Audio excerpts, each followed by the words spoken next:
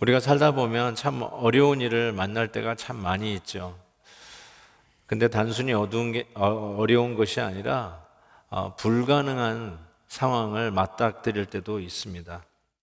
아무리 노력을 해도 할 수 없는 한계에 부딪힐 때가 종종 있습니다.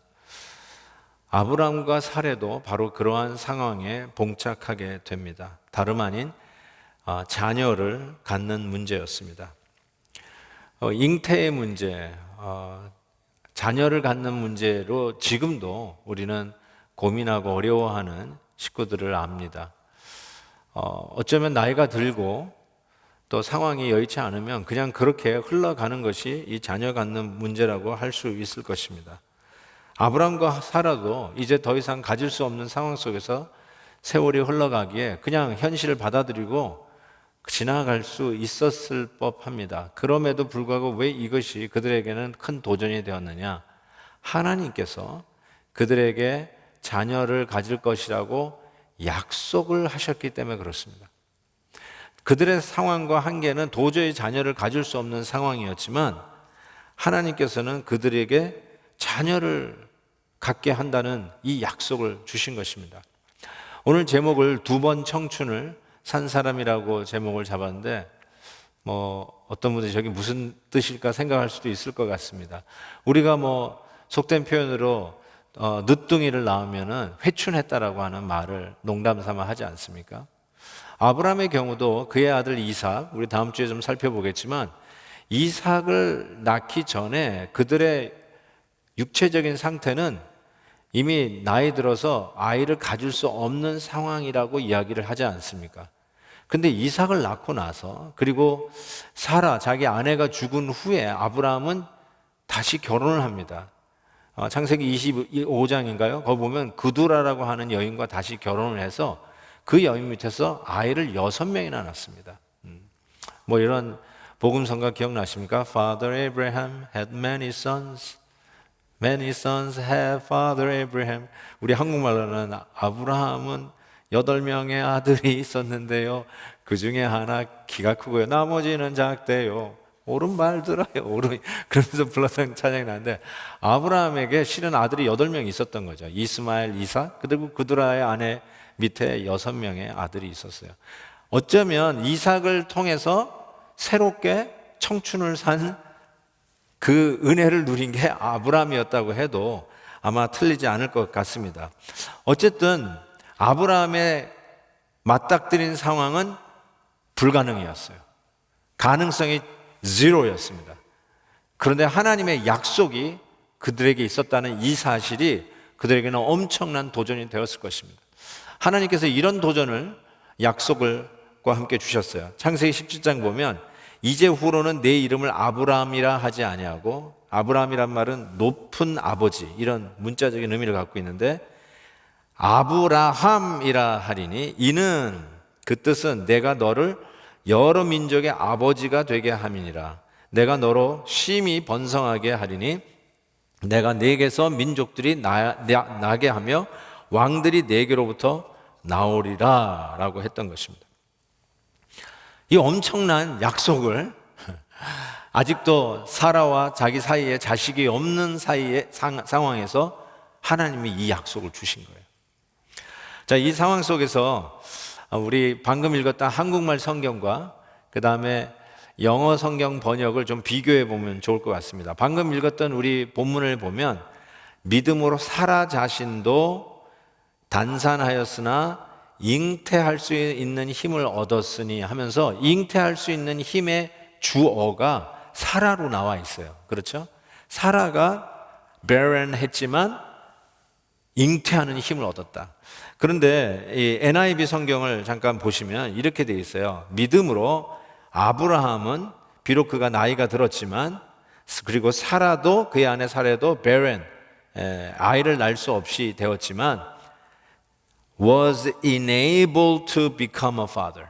그러니까 아브라함이 아버지가 되는 자녀를 낳을 수 있는 힘을 얻었다라고 이 주어를 아브라함으로 쓰고 있습니다. 그리고 미쁘신 일을 알았다라고 하는 그 주어도 사라가 아니라 he considered him faithful 해서 아브라함이 바로 그 하나님이 미쁘신 줄 알았던 주체라고 설명하고 있습니다. 재미있죠? 한국말은 사라로 얘기하고 영어 번역은 아브라함으로 얘기하고. 그래서 원어를 다시 한번 볼 수밖에 없었는데 원어를 보니까요. 그 NASB라고 New American Standard Bible이라고 하는 영어 성경은 문자적인 해석을 하는 성경으로 유명합니다. 그냥 문자 그대로 번역하는데 역시 헬라어하고 그대로 돼 보니까 그대로 문자적으로 번역했어요.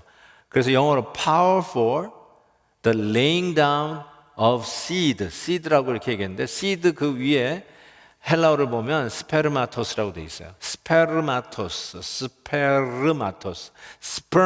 sperm이 여기서 나왔어요. 그러니까 이거는 정말 exclusively male function이에요. 남자들의 것이라고 이야기할 수 있어요. 그렇다고 생각해 보면 이게 사라가 잉태할 힘을 얻었다고 해석하는 것보다는 아브라함이 잉태할 힘을 얻었다라고 하는 이 번역이 좀 더 원어에 가깝지 않나 생각을 합니다. 실은 여러 가지로 성경이 이 스토리를 창세기에서 백업하는 내용을 살펴봐도 아브라함이 믿음을 가졌다고 하는 것이 더 맞을 것 같다는 생각이 들어요. 실은 아브라함과 사라에게 하나님께서 내년 이맘쯤 너희가 자식을 갖게 될 것이라고 약속을 한 장면이 창세기 18장에 나옵니다. 제가 잠깐 읽어드리겠습니다. 그가 이르시되 내년 이맘때 내가 반드시 내게로 돌아오리니 네 아내 사라에게 아들이 있으리라 하시니 사라가 그 뒤 장막문에서 들었더라. 아브람과 사라는 나이가 많이 늙었고 사라에게는 여성의 생리가 끊어졌는지라. 사라가 속으로 웃고 이르되 내가 노쇠하였고 내 주인 아브라함도 늙었으니 내게 무슨 즐거움이 있으리요? 내게 무슨 아이 갖는 즐거움이 있으리요? 여호와께서 아브라함에게 이르시되 사라가 왜 웃으며 이르기를 내가 늙었거늘 어떻게 아들을 낳으리요 하느냐? 여호와께서 능하지 못한 일이 있겠느냐? 기한이 이를 때에 내가 네게로 돌아오리니 사라에게 아들이 있으리라. 사라가 두려워서 부인하여 이르되 내가 웃지 아니하였나이다. 이르시되 아니라 네가 웃었느니라. 확인 사살하시면서 너 웃었어. 하나님은 속으로 웃는 거, 비웃는 거 다 아십니다. 이것을 보면 사라는 믿지 않았어요. 비웃었어요. 그런데 그 가운데 아브라함은 믿고 따라가는데 그래서 히브리서 설교자의 이 잉태할 힘을 얻었다라고 하는 이 단어의 주어는 아브라함으로 보는 것이 더 타당하다라고 생각합니다. 그들의 몸이 더 이상 아이를 가질 수 없을 만큼 죽은 자 같다 이렇게 얘기해요. 죽은 자 같다. 그래서 영어로도 as good as dead 이렇게 얘기하고 있어요. as good as dead. 죽음과 하고 방불하다. 사도 바울도 로마서에서 아브라함 얘기를 제일 많이 하죠. 믿음 이야기하면서 대표적인 인물로 아브라함 얘기를 사도 바울이 언급하는데 로마서 4장에 이렇게 이야기하고 있어요. 기록된 바 내가 너를 많은 민족의 조상으로 세웠다 하신 것 같으니 지금 창세기 얘기하고 있는 거죠. 그가 믿은 바 아브라함이 믿은 바 하나님은 죽은 자를 살리시며 없는 것을 있는 것으로 부르시는 이신이라. 이걸 믿었기에 그가 100세가 되어 자기 몸이 죽은 것 같고 as good as dead 사라의 태가 죽은 것 같음을 알고도 as good as dead 믿음이 약해지지 아니하고 오늘 다시 본문으로 돌아와서 히브리 설교자의 말씀대로 잉태할 힘을 얻었다 이렇게 이야기하고 있어요. 불가능한 가운데 어마어마한 하나님의 능력이 나타나는 일들이 이루어진 것이죠. 하나님께서 믿지 않고 비웃는 사라를 향해서 하셨던 말이 이거 아니에요? 여호와께 능하지 못한 일이 있겠느냐? 여호와께 능하지 못한 일이 있겠느냐? Is anything too hard for the Lord? Is anything too hard for the Lord? 여기에 히브리 원어를 보니까 이 단어는 원더, 기적, 능력을 나타낼 때 쓰는 단어예요. 그래서 문자적으로 이렇게 다시 해석할 수 있어요. Is anything too wonderful for the Lord? Too too wonderful for the Lord. 우리의 삶 속에 왜 원더가 없습니까? 우리가 원더풀을 외치는 경우가 많이 있잖아요. 와, 원더풀, 원더풀, 정말 기가 막히다. 야, 그런 일도 일어나는구나. I'm surprised, wonderful, 이런 이야기를 하잖아요. 근데 왜 우리의 언어에 이런 원더풀이라는 말이 사라지고 있냐는 것이죠. 정말 우리가 언제, 야, 정말 원더풀이라는 말을 언제 사용해 보셨습니까? 왜 우리의 언어 속에 원더가 사라지고 원더풀한 그러한 일들이 우리의 삶 속에서 사라지고 있는가? 세상에서도 원더 우먼이 있고 600만 불의 사나이도 있고 정말 기적과 같은 일들을 드라마로 만들어내고 우리에게 원더를 자아내려고 하는 노력이 있는데 정작 능한 것이 불가능이 없는 우리 그 하나님을 믿는 우리 성도들의 삶 속에 왜 이 원더가 사라지고 있냐는 것입니다. 우리의 상황은 불가능이죠. As good as dead. 죽은 게 아니라 as good as dead. 죽음과 방불한 그런 상황 속에서도 우리 하나님은 잉태하는 힘을 주시잖아요. 이게 원더죠. 이게 원더예요. 우리의 생각과 판단에는 불가능하지만 우리 하나님은 이렇게 얘기하는 여호와께 능하지 못한 일이 있겠느냐. 왜 원더가 없겠느냐 라고 말씀하시는 거예요. 이전 교회 섬길 때 그 여성들만 모이는 여성 수련회를 1년에 한 번씩 가진 적이 있습니다. 남성들끼리 모여서 뭐 하자고 그러면 잘 안 돼요. 제가 해봤는데요, 남자들끼리 모이는 건 별 재미가 없어요. 근데 자매님들끼리 이렇게 따로 모여서 수양회 하자고 그러면 거기에 엄청난 에너지가 있는 거를 제가 보게 되었어요. 아마 그런 것 같아요. 집에서 밥할 필요도 없고 애들로부터도 자유로우니까 이게 웬일입니까? 그것도 아주 당당하게 교회 이 수양회라는 이유로 여성들이 가정으로부터 해방이 돼서 수양관에 모여 있는데 그 자체로 그냥 에너지가 흐르고 그 안에 엄청난 하나님의 은혜를 기대하는 것으로 충일했던 걸 기억이 납니다. 그리고 나서 이렇게 예배를 정말 뜨겁게 드리고 나서 그 기도에는 막 불이 붙는 것 같아요. 얼마나 열심히도 기도하고. 그리고 이게 어떻게 나온 1년 만에 휴가인데 이거 잘 수가 없는 거예요. 자는 시간이. 그래서 오히려 철야 기도를 하자 해가지고 이렇게 철야 기도를 하는데 제가 자매님들의 기도의 제목을 가지고 이렇게 안수기도 하는 그런 시간이 있었는데 지금 기억해 보면은 자매님들이 그 결혼한 지 꽤 시간이 흘렀는데도 애를 갖지 못해서 그 애 갖기를 원하는 기도 제목이 의외로 많았던 것이 기억이 납니다. 정말 이 아이를 못 갖고 가지니까 병원에도 가고 다 해봤는데 의사가 말하는 것이죠. 자매님은 더 이상 애를 가질 수가 없습니다. 몸의 신체적인 기능이 더 이상 애를 가질 수가 없는 조건입니다. 그 얘기를 들을 때 애를 갖고 싶어하는 그 부부에게는 그게 얼마나 절망적인 소식이었어요. 야, 이제는 우리는 끝났구나 이렇게 할 수 있는데 생각하기를 의사가 얘기할 때 안 됩니다 라고 하는 순간에 이런 생각이 쑥 들어온 거예요. 하나님, 사람이 안 된다고 하는 말 들으셨죠? 이제부터는 하나님이 하실 때입니다. 사람이 안 된다고 할 때 이제부터는 하나님이 하실 때입니다. 누가 뭐래도 지금 하실 때 이거는 하나님이 하신 거라고 이야기할 수 있는 그런 절호의 기회라, 이런 마음이 드는데 이게 바로 믿음이 들어오는 길이죠. 믿음이 쑥 들어온 거죠. 그리고 1년 후에 그 부부가 찾아왔는데 애를 안고 찾아오는 거예요.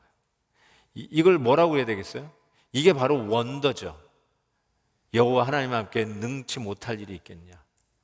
하나님의 놀라운 기적의 역사가 사람들이, 세상이, 주위 사람들이 안 된다, no, impossible, 더 이상 안 된다, 끝났다, 실패했다 라고 이야기하는 그 순간에 하나님이 시작하는 순간, 믿음의 잉태가 출발되는 시간, 그것을 이야기한다고 분명히 믿습니다. 어렵고 힘든 순간에 있는 성도님들이 의외로 많습니다. 장기화되고 있는 이 팬데믹 상황 속에서 비즈니스를 열지 못하고 지난 8개월, 9개월째 문을 닫고 어찌할 바 모르고 정부에서의 도움도 한계가 있고 주위에서 아무리 도와줘도 밑 빠진 독에 물 붓기식의 황당무계한 일들이 지금 계속 진행되는 분도 얼마나 많은지 모릅니다. 그런 상황 속에서 세상 사람들은 안 된다, 끝났다, 이젠 더 이상 재기의 가능성이 없다라고 이야기하는 바로 그 순간에 이 믿음을 가지십시오. 이제부터는 하나님이 하실 때입니다. 아무리 생각해도 다른 기회도 없고 길도 없을 것 같은데 막힌 길에서 새 길을 여시고 홍해 위를 걷게 하시고 홍해를 가르시고 요단강을 가르시는 하나님의 새 길 여는 역사, 이제는 하나님이 하셔야 하는 그 믿음의 기회가 올 줄 믿습니다. 자, 이렇게 아브람과 사라가 잉태할 힘을 얻었다라고 했는데 그 이유를 히브리서 설교자는 밝히고 있습니다. 그 11절 이렇게 얘기했어요. 이는 약속하신 이를 미쁘신 줄 알미라 했습니다. 이 약속을 하신 하나님이 믿을 만한 분이라는 것을 알았다는 거예요. 이 신뢰할 만하다. 사람과 사람 사이에도 신용이 있어야 되잖아요. 신용을 쌓이면 그 사람 믿고 빌려주고, 신용이 쌓이면 그 사람이 뭐라고 해도 뒤에서 서포트 해주지 않습니까? 그러니까 하나님에 대해서 아브라함이 배우기 시작하는데, 하나님은 정말 믿을 만한 분이야. 그분을 하신다면 하시는 분이야. 그가 그의 삶 속에서 그 하나님을 신뢰하는 걸 배우기 시작했다는 것이죠. 아브라함의 생애를 보면 정말 그의 행한 대로 갚으시면 벌써 쫓겨났을 아브라함이 그의 행한 대로 갚으시는 게 아니라 오히려 하나님이 은혜를 더하시는 속에서 그 하나님을 배워가는 아브라함을 우리가 보게 되는데, 실은 하나님의 그 약속, 자손에 대한 약속을 하나님께서 아브라함을 데리고 나가서 저 하늘의 무별을 보라고 하잖아요. 저 별을 셀 수 있느냐? 셀 수 있다면 그게 너의 자손의 수라. 해변의 모래를 보면서 이 모래를 보면 네 자손이 이와 같을 것이다. 자기 자손이 열댓 명 한 더즌을 낳아가지고 있으면 그렇게 해서 확산되겠구나 하고 기대하는 거라도 있지만, 아브라함과 사라 사이에 애 하나 없는 그 상황 속에서 하나님께서 주신 약속은 정말 황당무계 그 자체 아니었어요? 아니, 어떻게 별과 같이 해변의 모래와 같이 될 것이라는 그 약속을 내가 믿을 수 있을까요? 라고 하는 순간에 그래? 하나님께서 창세기 15장 보니까 그러면 나랑 계약을 맺자, 컨트랙을 맺자 하면서 뭐라고 얘기하시냐면 3년 된 암소, 3년 된 암염소, 3년 된 수양, 다 큰 짐승 3마리와 산비둘기 비둘기 이 5마리를 가지고 오라고 했어요. 아브라함은 군소리도 없이 이 5마리를 데려옵니다. 왜냐하면 하나님이 지금 뭘 하자고 하시는지 그는 금방 알아채었습니다. 하나님이 지금 뭘 하자는 거냐면요, 너랑 나랑 계약을 맺자라고 하는 말이었어요. 제사드리라는 말이 아니고요, 예배드리라는 말이 아니라 네가 못 믿겠다면 나랑 약속 하나 하자. 그러면서 계약 문서를 작성해서 사인을 하자. 지금 그거 하자는 것이었어요. 옛날 고대 근동 지방의 계약 방법이 정확하게 이렇게 했습니다.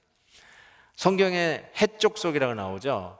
세계사에서 보면 히타이 족속, 지금의 터키 반도에 있었던 그 헷 왕국, 그 헷 족속들이 나라와 나라 사이에 계약을 맺을 때 여러 가지의 그 상황들이 문헌에 많이 남아 있습니다. 우리 성경에도 창세기 15장 그리고 예레미야 딱 2군데 계약 맺는 장면들이 나오는데요, 정확하게 이렇게 했습니다.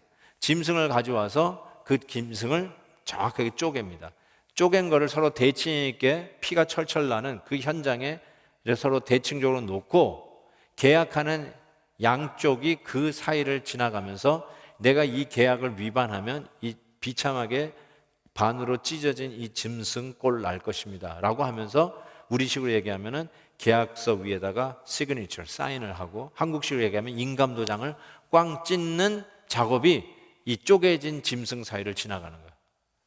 아브라함이 자식 하나 없는데 하늘의 별과 같이 해변의 모래와 같이 많게 하시겠다는 그 약속, 황당무계하게 그 믿을 수가 없으니까 하나님께서 못 믿어? 계약서 쓰자.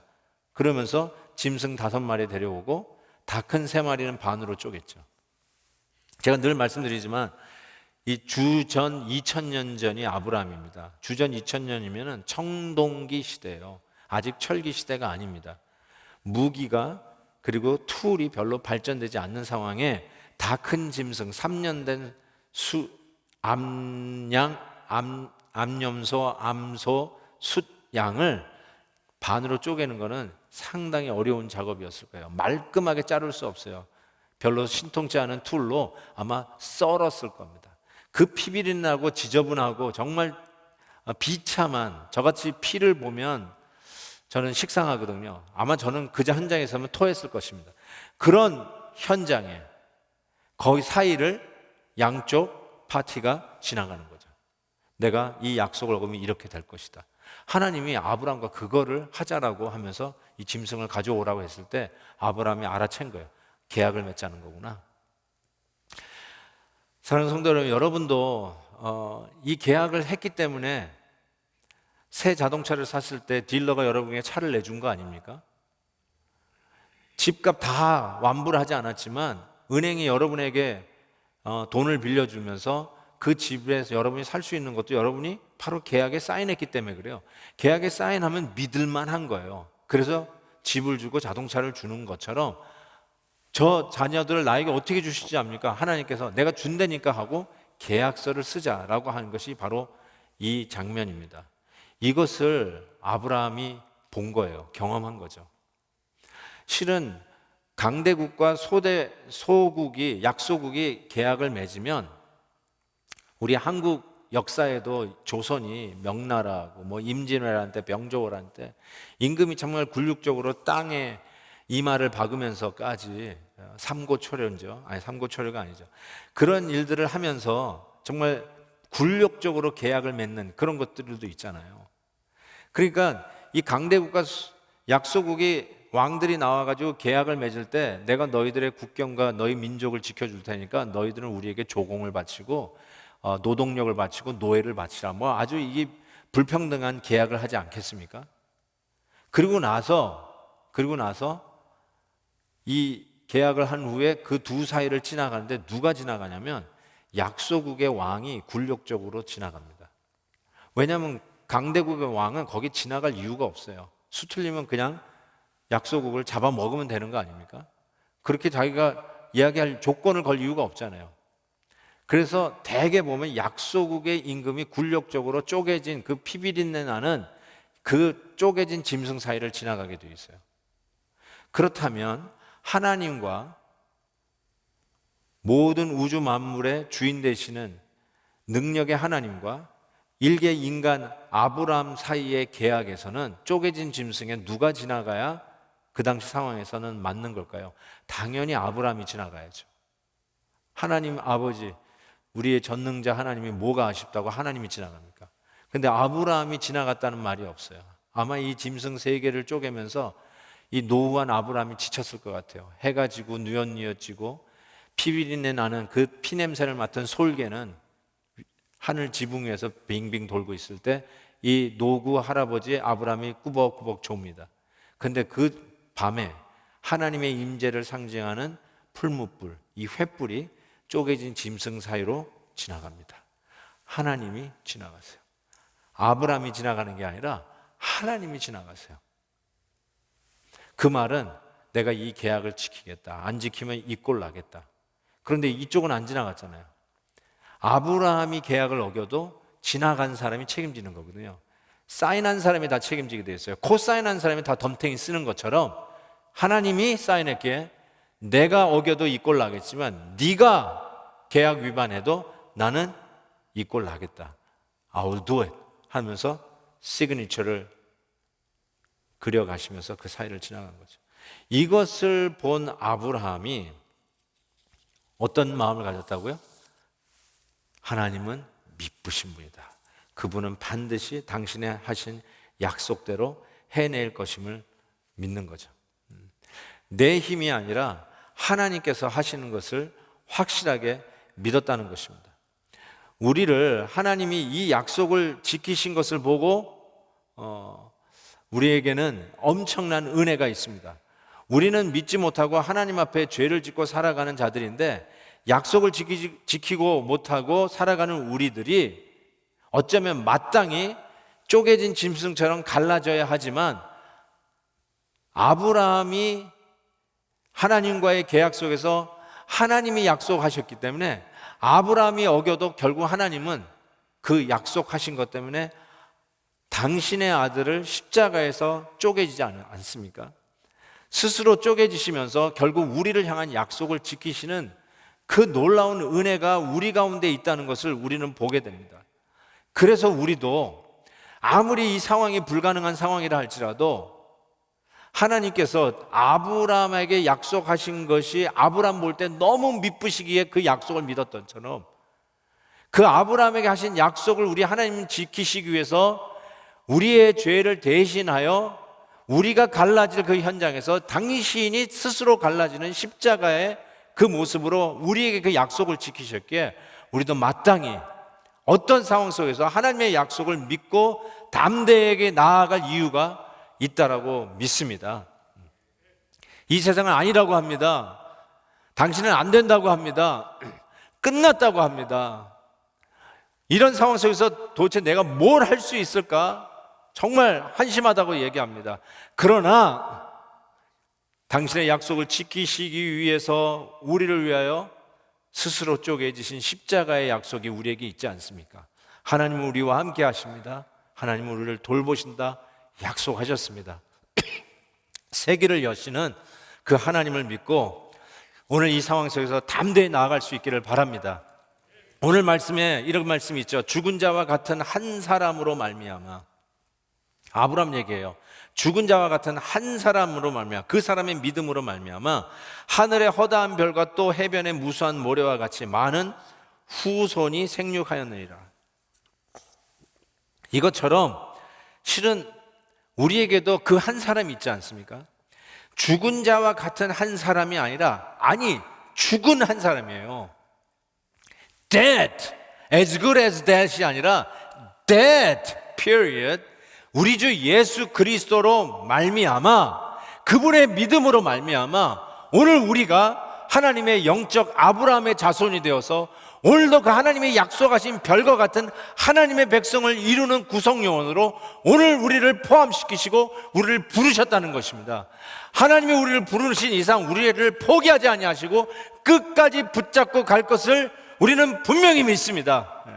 이 세상은 아니라 하고 지나가는 현상이 아니라 하고 뉴스는 아니라고 하고 앞으로의 전망은 어두컴컴하다 할지라도 우리 주 예수 그리스도 안에서 우리의 장래는 하나님의 손에 있음을 믿습니다.